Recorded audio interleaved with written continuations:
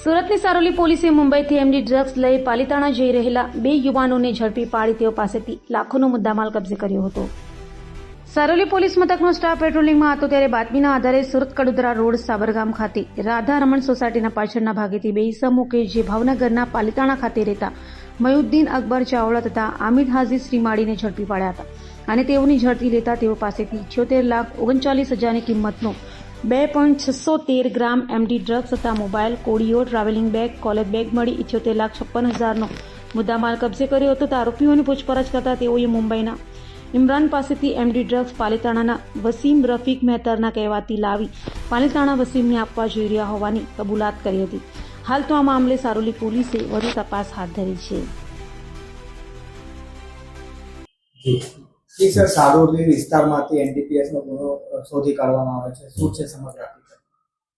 Saroli police station વિસ્તારમાં Niyol checkpost આવેલી છે, જ્યાંથી 2 ઇસમો ગાંજો લઈને પસાર થનાર છે એ પ્રમાણેની બાતમી સારોલી પોલીસ સ્ટેશનને મળેલી.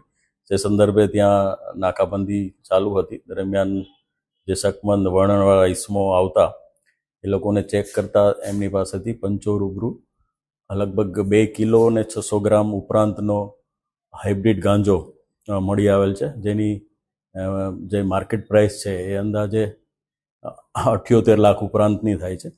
એ સિવાય એમની પાસેથી 2 મોબાઈલ અને 3 સિમ કાર્ડ મળી આવેલા છે, જેથી પોલીસે કાયદેસરની કાર્યવાહી કરી અને આ લોકોની ધરપકડ કરેલ છે.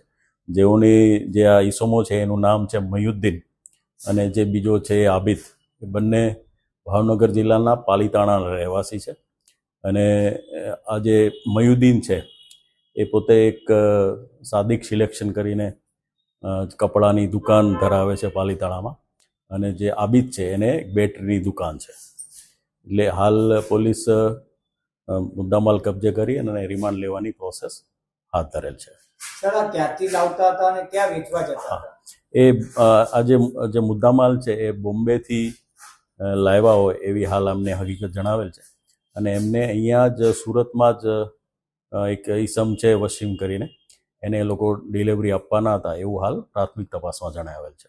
જે અગાઉ પણ આ રીતે આ લોકો દ્વારા જે માદક પદાર્થ લાવવાની ઘટના કઈ પૂછપરછમાં આમનો ગુનાહિત ઇતિહાસ હાલ જે તપાસ કરતા કોઈ આવેલ નથી, પણ વધુ તપાસમાં કંઈ જણાઈ આવશે તો પોલીસ એ પ્રમાણે કાર્યવાહી કરશે.